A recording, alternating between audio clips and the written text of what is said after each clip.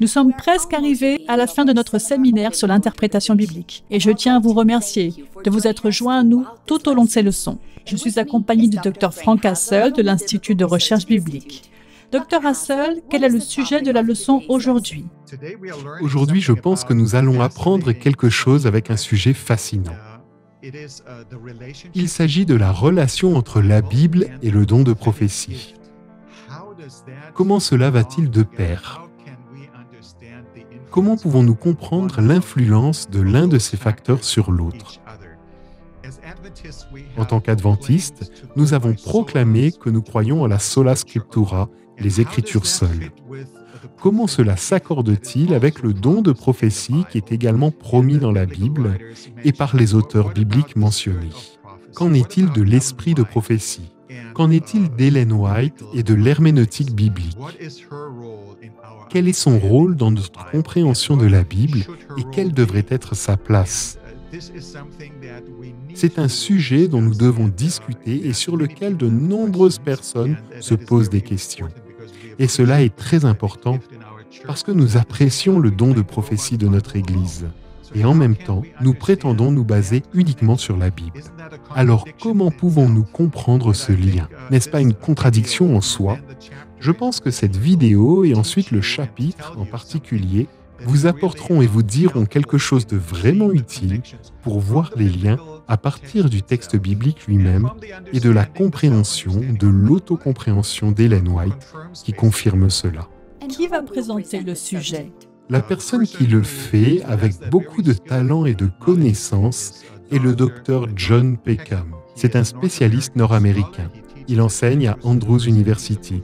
Il est professeur de théologie et de philosophie chrétienne au séminaire de théologie adventiste du 7e jour. Il a traité cette question de manière plus détaillée. C'est un écrivain et auteur très accompli qui a publié de nombreux ouvrages. Je pense que vous serez grandement bénis par ce qu'il a à partager sur ce sujet particulier. Il est très équilibré, fondé bibliquement et juste. Il cite longuement la littérature d'Ellen White pour montrer quelle était sa compréhension sur ce sujet particulier. Je pense que vous serez bénis en comprenant cette relation de manière plus complète et dans une perspective biblique. Que Dieu vous bénisse alors que vous écoutez la vidéo et que vous prenez le temps de lire ce qu'il a écrit dans son livre.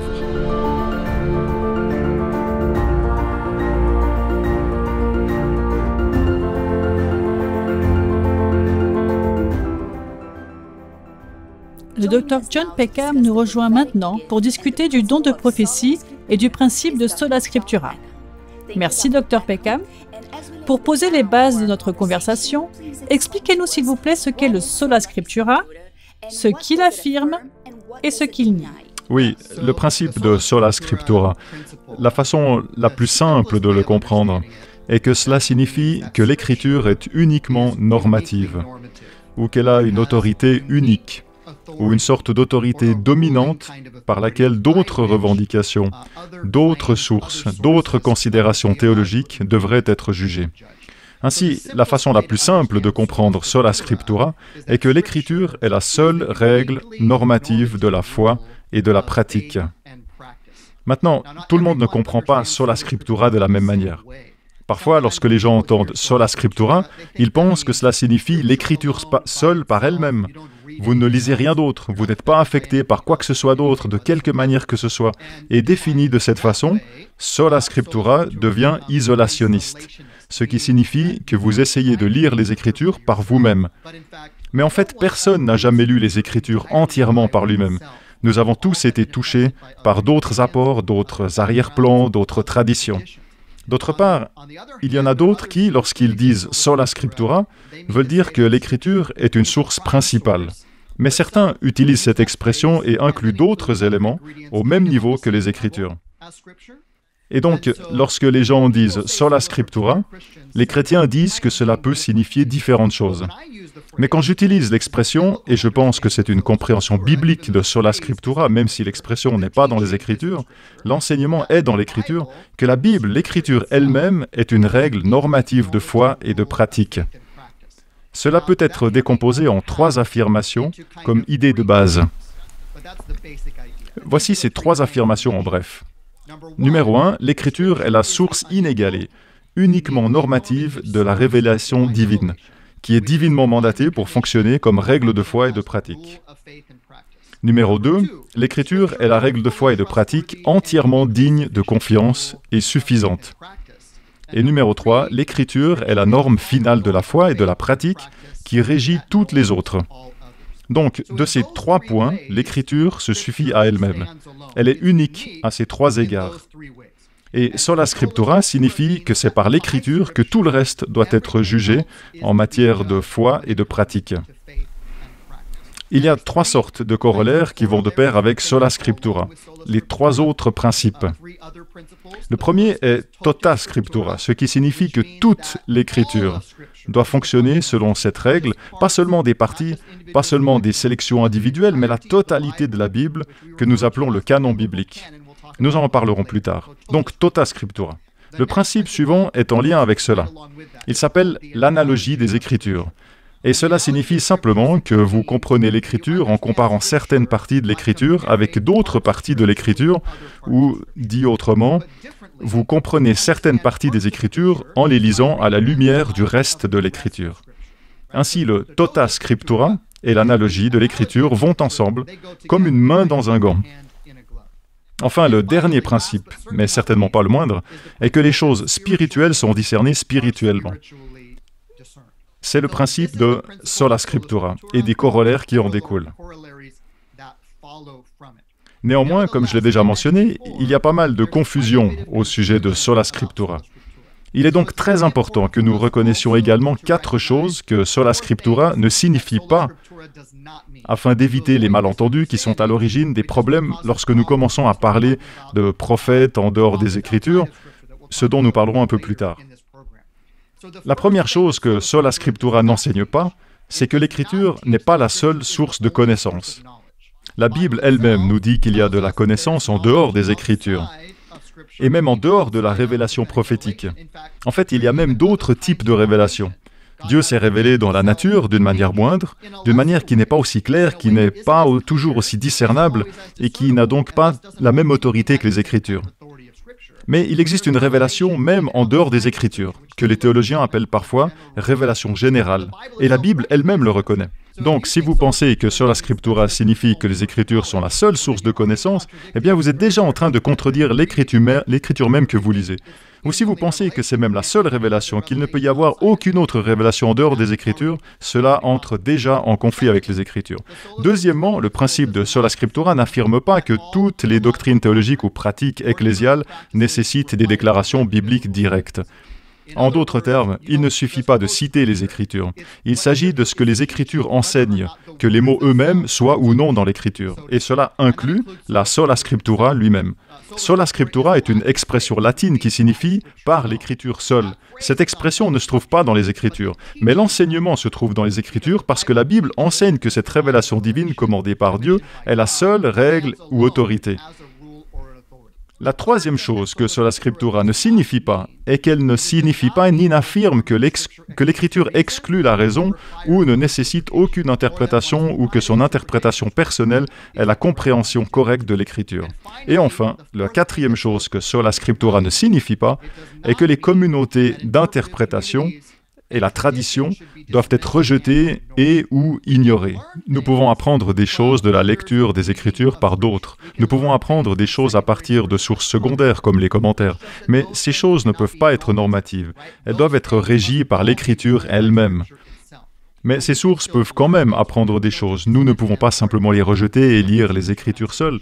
Ainsi, le sola scriptura nie à la fois l'isolationnisme, où je lis la Bible entièrement par moi-même, mais il exclut également toute forme de crédulité où des sources externes sont utilisées comme autorité ou comme des lunettes à travers laquelle nous lisons les Écritures. Idéalement, les Écritures ont l'autorité que Dieu leur a donnée. C'est le principe sola scriptura en quelques mots. La théologie adventiste du 7e jour fait l'objet de nombreux examens et de nombreuses critiques concernant le principe de sola scriptura, parce que nous reconnaissons la manifestation du don prophétique chez Ellen White.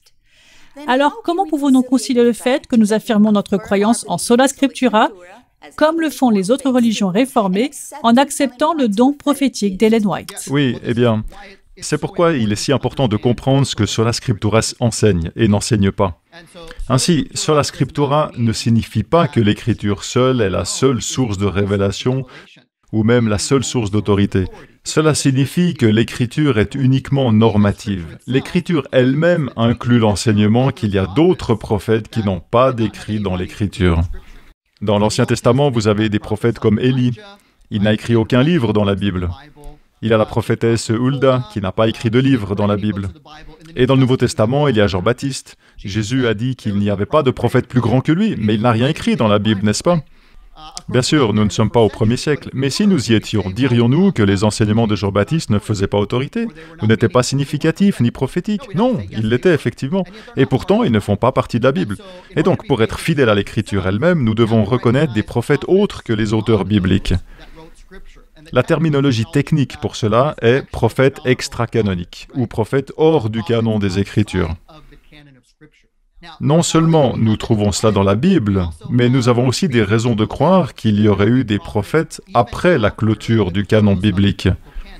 Déjà au 1er siècle, Paul, dans 1 Corinthiens 14, parle des prophètes dans la communauté, ou du moins de ceux qui prétendaient avoir le don de prophétie. Et il dit dans 1 Corinthiens 14 que les prophètes doivent être soumis aux prophètes, c'est-à-dire qu'ils doivent être testés par la prophétie existante. Et puis, il dit dans 1 Corinthiens 14, verset 37, que quiconque prétend prophétiser, s'il n'accepte pas et n'affirme pas l'autorité de Paul en tant qu'apôtre, alors il ne faut pas l'écouter.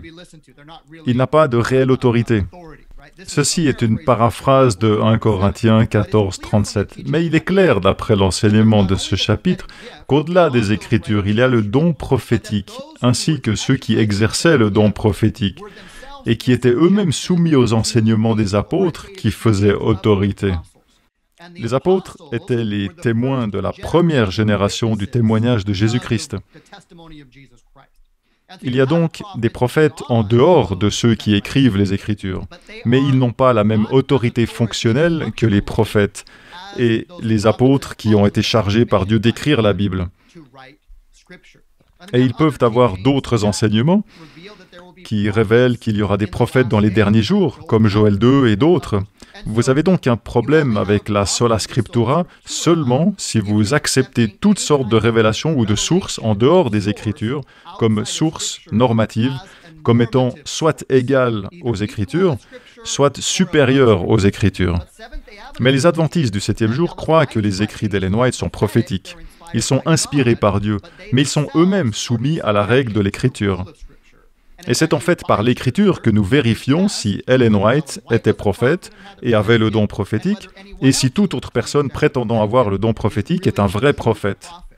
Et le canon des Écritures est fermé. Vous ne pouvez rien y ajouter. Et nous pourrons en parler un peu plus tard, et la raison pour laquelle il est fermé, et comment ça fonctionne. Mais les écrits d'Ellen White et de toute autre personne qui prétend être elle-même un prophète sont testés par les Écritures et soumis aux Écritures. Et cela n'est pas seulement conforme à ce que l'Écriture elle-même enseigne sur l'autorité de ses prophètes, de l'Ancien Testament et des apôtres. Le Nouveau Testament est le témoignage de ces apôtres, que tous les autres prophètes qui viennent ensuite sont soumis à leur autorité.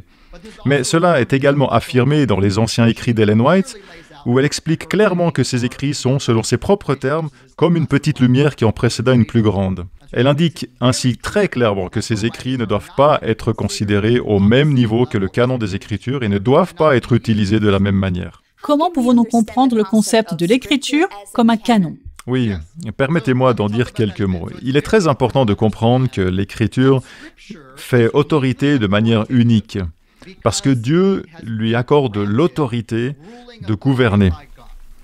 La façon la plus simple de comprendre cela est que Dieu est le souverain. Il n'y a personne d'autre qui gouverne.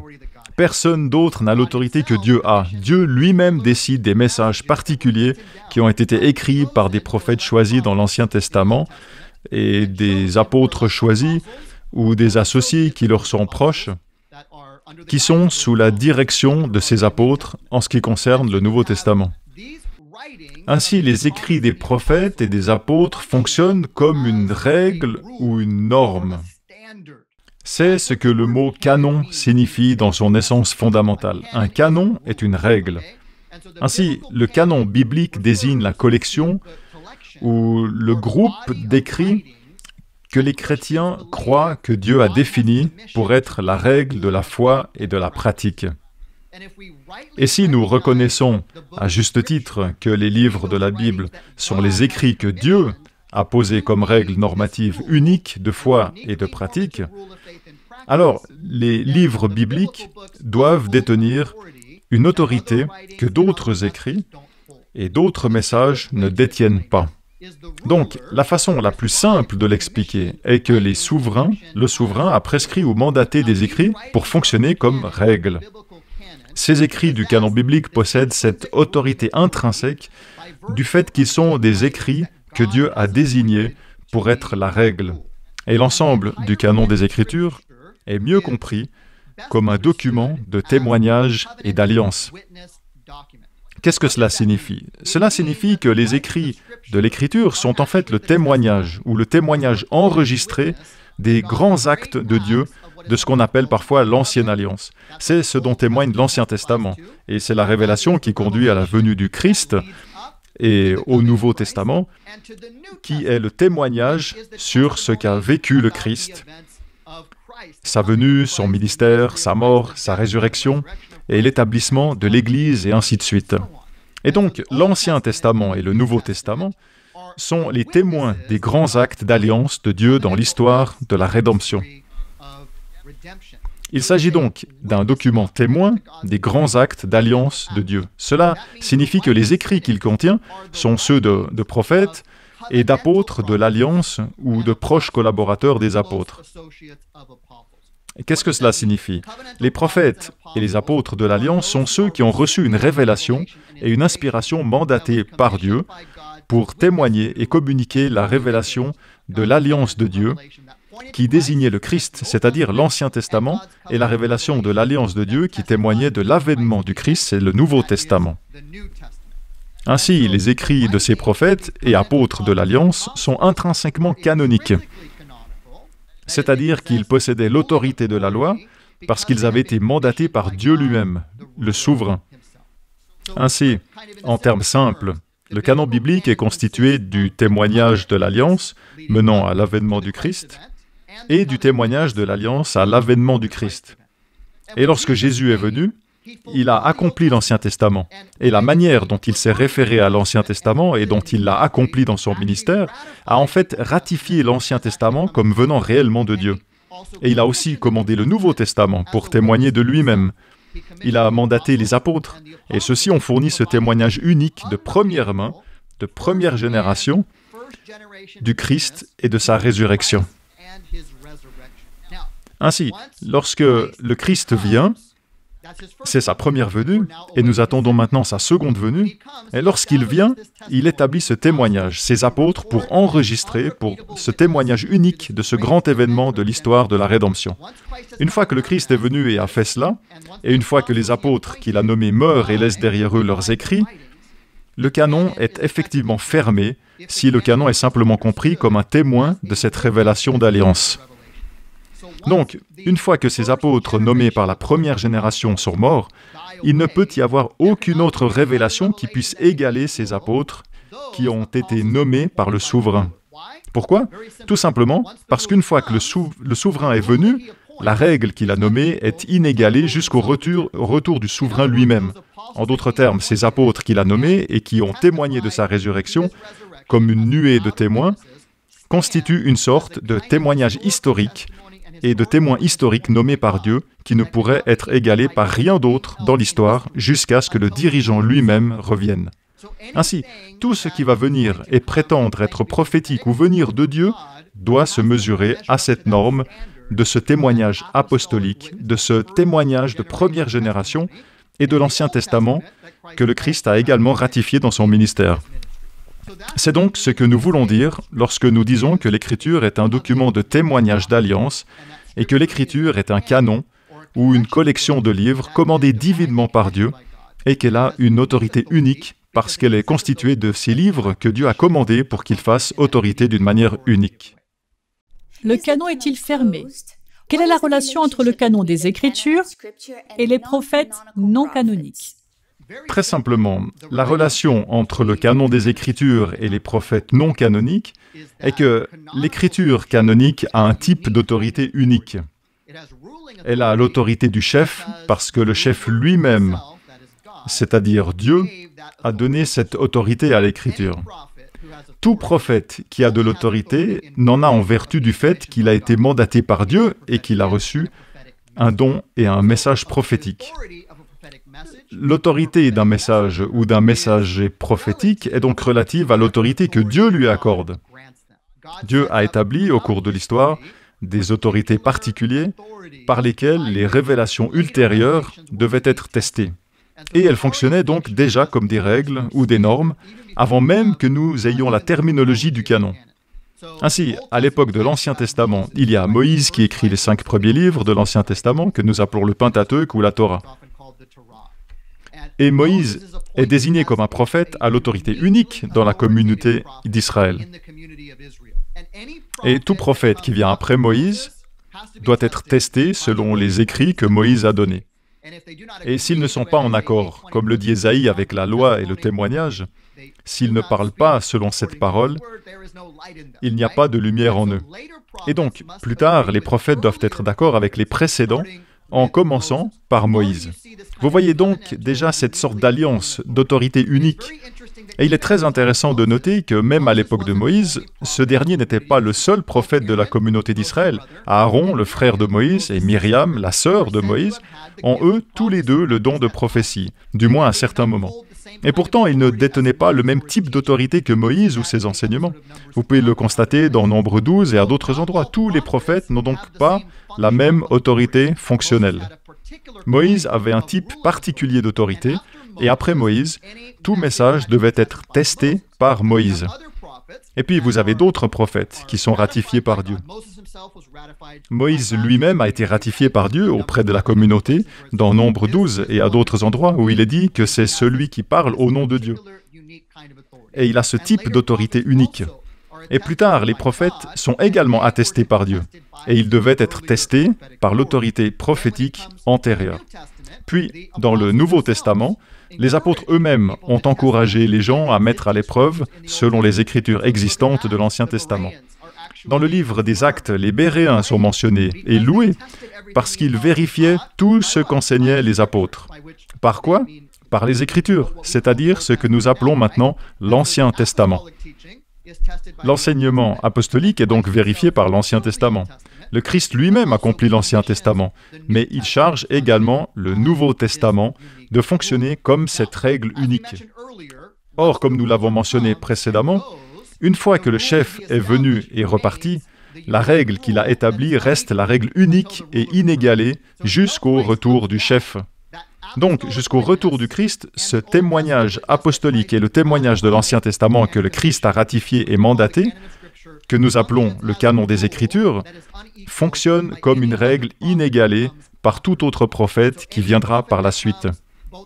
Ainsi, tout prophète qui vient à l'époque des apôtres, comme nous le voyons dans 1 Corinthiens 14, et tout prophète qui pourrait surgir plus tard dans l'histoire, doit être testé et soumis à cette règle unique et historique que Dieu a donnée pour servir de règle de foi et de pratique. Ainsi, les prophètes non canoniques, s'ils sont de vrais prophètes, leurs messages font autorité, leurs messages sont inspirés, mais leur autorité ne pourra jamais égaler l'autorité de l'Écriture parce qu'ils doivent être testés par cette règle unique qui a été donnée par le Christ, le souverain lui-même. Comment Ellen White a-t-elle relié son propre don prophétique à l'Écriture? En ce qui concerne la question de savoir comment Ellen White relie son propre don prophétique à l'Écriture, il est très significatif qu'elle souligne elle-même à maintes reprises que tout don prophétique ou enseignement prophétique, en dehors de l'Écriture, doit toujours être soumis aux Écritures, y compris ses propres enseignements. Elle a affirmé, entre autres choses, que l'Écriture doit être notre seule règle de foi et de pratique. Elle a écrit ceci à un endroit: « Il est nécessaire de revenir aux grands principes protestants, les Écritures comme seule règle de la foi et de la vie. » Cela se trouve dans le livre La tragédie des siècles, page 214. Et encore, je pourrais énumérer citation après citation où elle affirme cette norme. Maintenant, bien sûr, l'Écriture doit être notre seule règle de foi et de vie. Cela signifie que tout message, même un message prophétique en dehors de l'Écriture, y compris ses propres écrits, ne peut être la règle de la foi et de vie. Il doit être soumis à cela. C'était son enseignement constant. En relation avec cela, elle a constamment enseigné que l'Écriture est suffisante et doit être comprise en comparant l'Écriture avec l'Écriture, en prenant l'Écriture dans son ensemble. Ainsi, par exemple, elle a écrit à un endroit « La Bible contient tous les principes que les hommes ont besoin d'assimiler pour être aptes à cette vie comme à la vie à venir. » C'est tiré du livre Éducation, à page 139. C'est la suffisance de l'Écriture.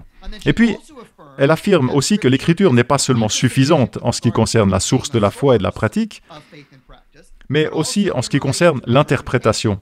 L'Écriture doit être interprétée en comparaison avec d'autres Écritures, ce qui signifie que quelque chose d'extérieur à l'Écriture ne peut pas et ne devrait pas être utilisé comme interprète normatif de l'Écriture. Elle écrit par exemple « La Bible est son propre interprète, ce n'est qu'à l'Écriture que l'on peut comparer l'Écriture. Celui qui l'étudie doit considérer la Bible comme un tout et voir les relations entre ses différentes parties. Il doit apprendre à en connaître le thème central, le plan originel de Dieu pour le monde, la montée du grand conflit, l'œuvre de la rédemption. » Elle affirme donc, sans utiliser la terminologie dont nous avons parlé, « sola scriptura, tota scriptura ». Toute l'Écriture, l'analogie de l'Écriture, la comparaison de l'Écriture avec l'Écriture, elle affirme très clairement le principe selon lequel les choses spirituelles se discernent spirituellement. À maintes reprises, elle distingue clairement le canon des Écritures des messages prophétiques non canoniques, y compris ses propres écrits.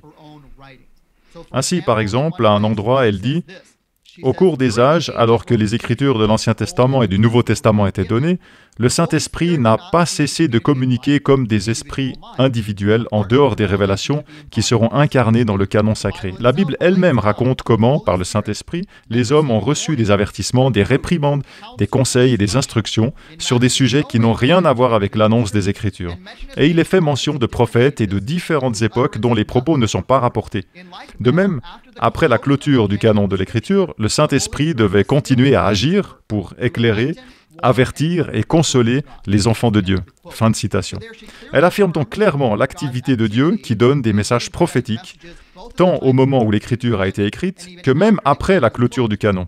Elle reconnaît donc que le canon est fermé, mais qu'il y aura des messages prophétiques ultérieurs. Elle distingue aussi très clairement ces messages prophétiques ultérieurs aux Écritures, y compris ses propres écrits, et elle dit à peu près ceci: notre position et notre foi reposent sur la Bible. Nous ne voulons à aucun prix que ce soit à la place des témoignages, c'est-à-dire ses propres écrits. Elle a dit, nous ne voulons à aucun prix que qui que ce soit place les témoignages au-dessus de la Bible.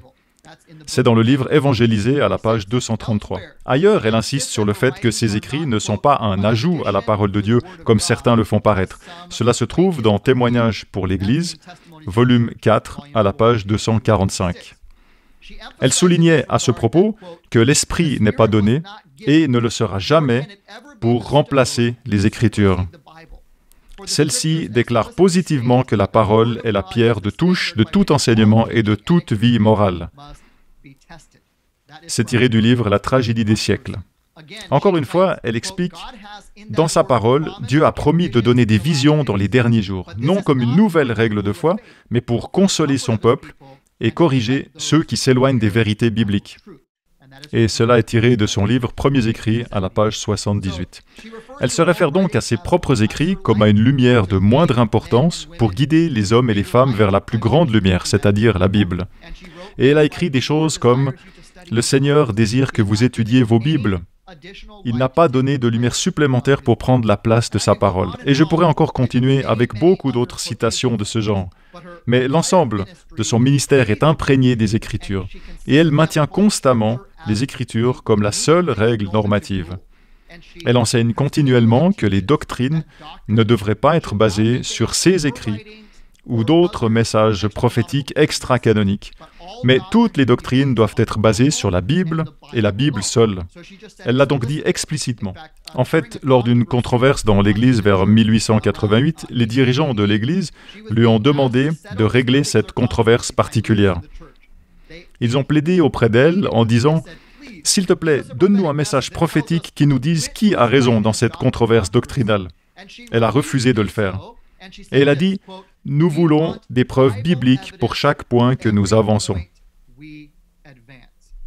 Donc, même si nous avions un prophète vivant dans l'Église à l'époque, et je crois qu'il y a de bonnes preuves qu'elle était un vrai prophète, dans son propre ministère, elle a elle-même soutenu le principe que notre doctrine ne devrait pas être basée sur ce don prophétique vivant, mais seulement sur l'Écriture, car l'Écriture est une règle unique. Elle-même, encore une fois, a constamment affirmé ce principe. Ainsi, toute personne qui croit en la Bible devrait avoir pour principe que tout prophète qui vient après les apôtres nommés par le Christ doit être testé par son témoignage. Rien ne peut égaler l'avènement du Christ et sa résurrection. Rien ne peut égaler cela pour quelque chose qui nous donne confiance en des enseignements faisant autorité qui viennent du Christ lui-même, qui a vécu en tant qu'être humain, qui est mort et qui est ressuscité des morts. Rien ne peut égaler cela.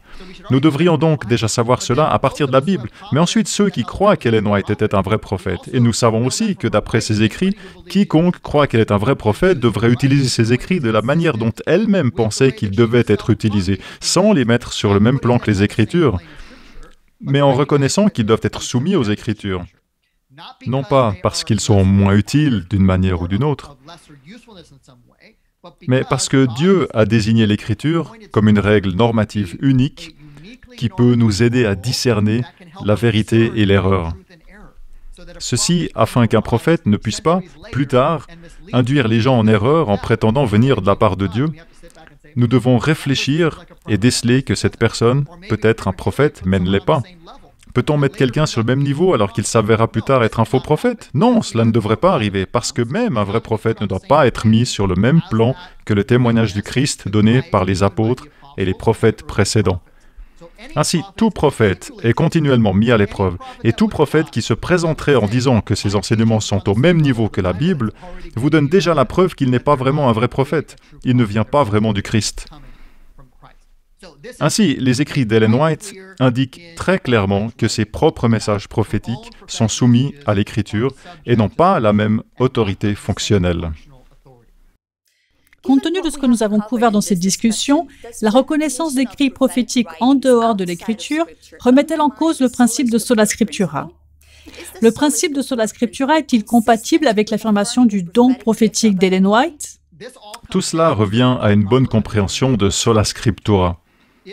Si l'on pense que sola scriptura signifie qu'il ne peut pas y avoir d'enseignement prophétique qui ne soit pas dans l'Écriture elle-même ou mentionné par quelqu'un qui a écrit l'Écriture, alors il y aurait un problème. Mais la façon dont le principe de sola scriptura est enseigné dans l'Écriture elle-même, et dont nous avons parlé, est que l'Écriture a une autorité unique, mais qu'il peut aussi y avoir d'autres prophètes.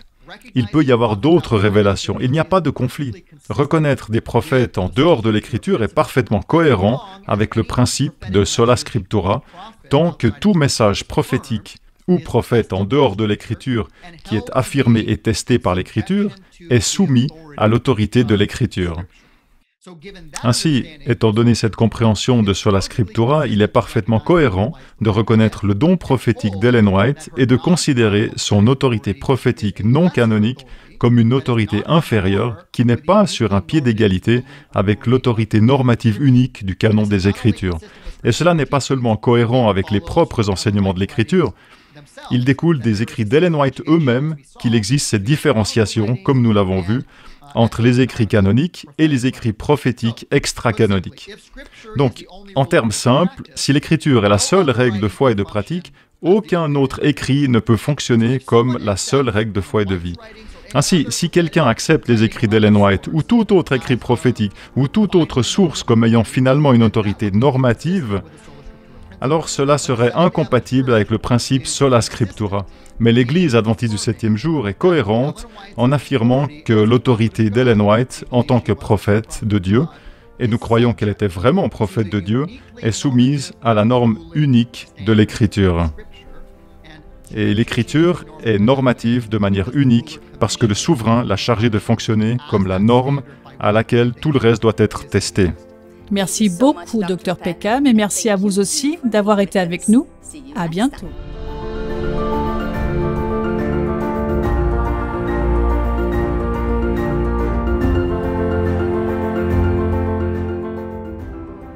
Pour une compréhension plus profonde de ce sujet, consultez adventistbiblicalresearch.org et achetez le livre Biblical Hermeneutics, An Adventist Approach. Pour d'autres ressources, consultez adventistbiblicalresearch.org.